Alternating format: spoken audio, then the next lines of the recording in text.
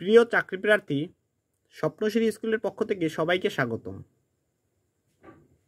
নিচের কোনটি উপন্যাস নয়? অপশন দিকের দিকে খেয়াল করলে দেখবেন কবিতার কথা এটি উপন্যাস নয়। অন্যদিকে দিবারাত্রির কাব্য, শেষের কবিতা, পল্লী সমাজ এ তিনটি হচ্ছে উপন্যাস। মানুষের মৃত্যু হলে তবুও মানব থেকে যায়, কে রচনা করেন? মানুষের মৃত্যু হলেও তবুও মানব থেকে যায় রচনা করেন জীবনানন্দ দাশ। ইংরেজি ভাষায় জীবনানন্দ দাশের উপর গ্রন্থ লিখেছেন কে?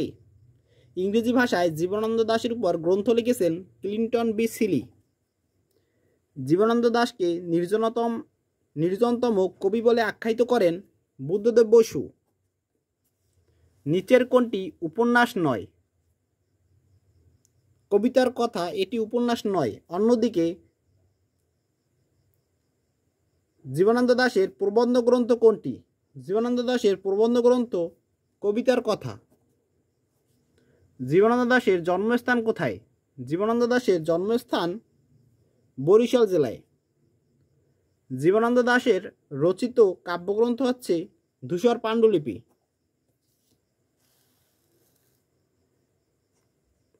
বাংলার মুখ আমি দেখিয়াছি, তাই আমি পৃথিবীর রূপ খুঁজিতে যাই না আর।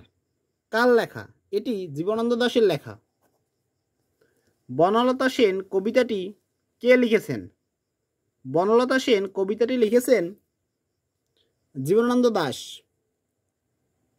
আকাশ নীলা কাব্য কার লেখা? আকাশ নীলা কাব্য জীবনানন্দ দাশের লেখা। রূপসার ঘোলা জলে হয়তো কিশোর এক সাদা ছেঁড়া পালে ডিঙ্গা বায়। কবিতার চরণে কবি কোন রূপসার কথা বলেছেন? কবি বলেছেন রূপসা নদীর কথা।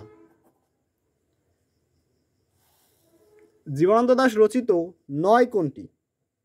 অদ্ভুত আদার এক। অদ্ভুত আদার এক এটি জীবনানন্দ দাশের লেখা নয়। কার কবিতাকে চিত্রর উপময় বলা হয়েছে? জীবনানন্দ দাশের কবিতাকে চিত্রর উপময় বলা হয়েছে। ঝরাপালক কাব্যগ্রন্থের রচয়িতা জীবনানন্দ দাশ। জীবনানন্দ দাশ বাংলাদেশকে নবান্নের দেশ বলেছেন। মহাপৃথিবী কার রচিত? মহাপৃথিবী একটি কাব্যগ্রন্থ যেটি লিখেছেন জীবনানন্দ দাশ। কোন বইটি জীবনানন্দ দাশের মৃত্যুর পর প্রকাশিত হয়? রম্য রচনা এটি জীবনানন্দ দাশের মৃত্যুর পর প্রকাশিত হয়। নিচের কোনটি জীবনানন্দ দাশের রচনা? রূপসী বাংলা। ধানসিঁড়ি কিসের নাম? ধানসিঁড়ি নদীর নাম। আবার আসিব ফিরে কবিতাটি লিখেছেন জীবনানন্দ দাশ। আবার আসিব ফিরে কবিতাটি জীবনানন্দ দাশের কোন কাব্যগ্রন্থ থেকে নেওয়া হয়েছে? এটি নেওয়া হয়েছে রূপসী বাংলা কাব্যগ্রন্থ থেকে। ঝরাপালক কাব্যগ্রন্থ কে লিখেছেন? ঝরাপালক কাব্যগ্রন্থ লিখেছেন জীবনানন্দ দাশ। জীবনানন্দ দাশের রচনা ঝরাপালক। জীবনানন্দ দাশের প্রথম কাব্য ঝরাপালক। এখানে আকাশ নীল কবিতার রচয়িতা জীবনানন্দ দাশ। বেলা অবেলা কালবেলা এর লেখক জীবনানন্দ দাশ। আকাশ নীল কবিতাটি লিখছেন জীবনানন্দ দাশ। সাতটি তারার তিমির কাব্যগ্রন্থ রচনা করেছেন জীবনানন্দ দাশ। নিচের কোনটি জীবনানন্দ দাশের প্রবন্ধ গ্রন্থ? কবিতার কথা এটি একটি প্রবন্ধ গ্রন্থ। রূপসী বাংলা কাব্যের কবি জীবনানন্দ দাশ। জীবনানন্দ দাশ রচিত কাব্যগ্রন্থ হচ্ছে মহাপৃথিবী। কুয়াশার বুকে ভেসে একদিন আসিব এ কাঁঠাল ছায়ায়, কে আসবেন? আসবেন জীবনানন্দ দাশ। কোনটি জীবনানন্দ দাশের কাব্যগ্রন্থ নয়? বেলা শেষের গান এটি জীবনানন্দ দাশের কাব্যগ্রন্থ নয়। এটি হচ্ছে সত্যেন্দ্রনাথ দত্ত রচিত একটি কাব্যগ্রন্থ। অন্যদিকে ধূসর পাণ্ডুলিপি, ঝরাপালক, মহাপৃথিবী এ তিনটি হচ্ছে জীবনানন্দ দাশের কাব্যগ্রন্থ।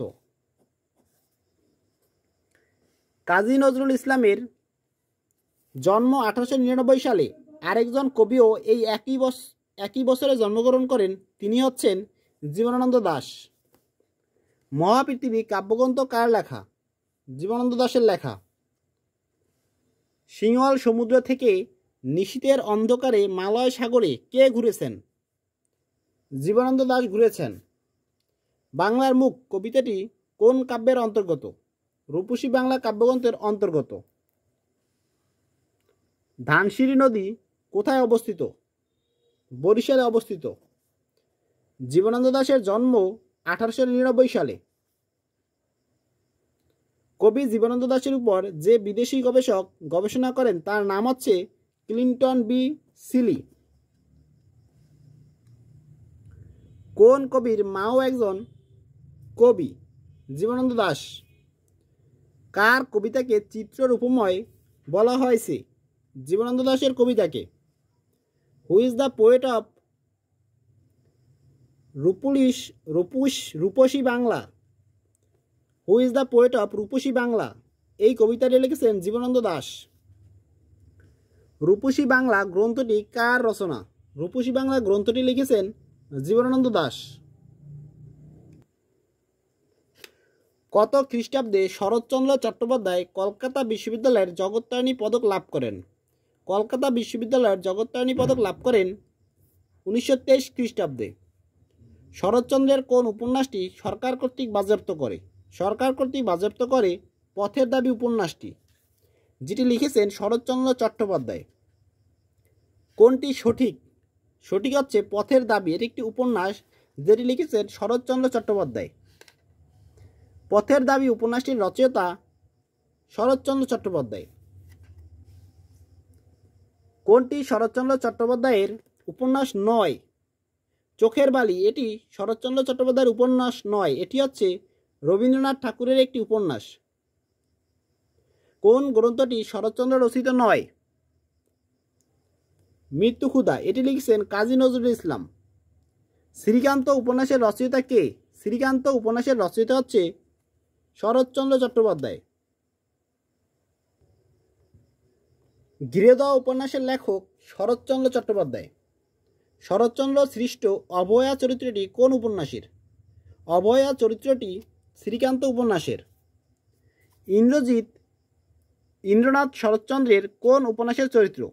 ইন্দ্রনাথ হচ্ছে শ্রীকান্ত উপন্যাসের চরিত্র। কথাশিল্পী শরৎচন্দ্র চট্টোপাধ্যায় কত বছর বয়সে তার কালজয়ী উপন্যাস দেবদাস রচনা করেন? দেবদাস রচনা করেন 25 বছর বয়সে। শরৎচন্দ্র চট্টোপাধ্যায় কোন বইটি লিখেছেন? চরিত্রহীন বইটি লিখেছেন। নিচের কোনটি শরৎচন্দ্র চট্টোপাধ্যায়ের লেখা নয়? অপরাজিতা এটি শরৎচন্দ্রের লেখা নয়। অন্যদিকে গৃহদাহ, মেজদিদি, দেবদাস সবগুলাই শরৎচন্দ্র চট্টোপাধ্যায়ের লেখা। পথের দাবি উপন্যাসের রচয়িতা শরৎচন্দ্র চট্টোপাধ্যায়। শরৎচন্দ্র চট্টোপাধ্যায় কোন ধরনের সাহিত্যিক ছিলেন? উপন্যাসিক সাহিত্যিক ছিলেন। শরৎচন্দ্রের শ্রীকান্ত কোন শ্রেণীর উপন্যাস? আত্মজৈবনিক উপন্যাস। অমর কথাশিল্পী নামে পরিচিত শরৎচন্দ্র চট্টোপাধ্যায়। কোনটি সঠিক? খেয়াল করুন, পথের দাবি হচ্ছে একটি উপন্যাস, এটি সঠিক। সাহিত্যে বিশেষ অবদানের জন্য শরৎচন্দ্র চট্টোপাধ্যায়কে কোন বিশ্ববিদ্যালয় থেকে সম্মানসূচক ডিলিট ডিগ্রি প্রদান করা হয়? ঢাকা বিশ্ববিদ্যালয় থেকে। শরৎচন্দ্র চট্টোপাধ্যায়ের জন্মস্থান কোথায়? দেবানন্দপুর গ্রামে। কত খ্রিস্টাব্দে শরৎচন্দ্র চট্টোপাধ্যায়কে ঢাকা বিশ্ববিদ্যালয়তে ডিলিট ডিগ্রি প্রদান করা হয়? 1936 খ্রিস্টাব্দে ঢাকা বিশ্ববিদ্যালয় থেকে ডিলিট ডিগ্রি প্রদান করা হয়।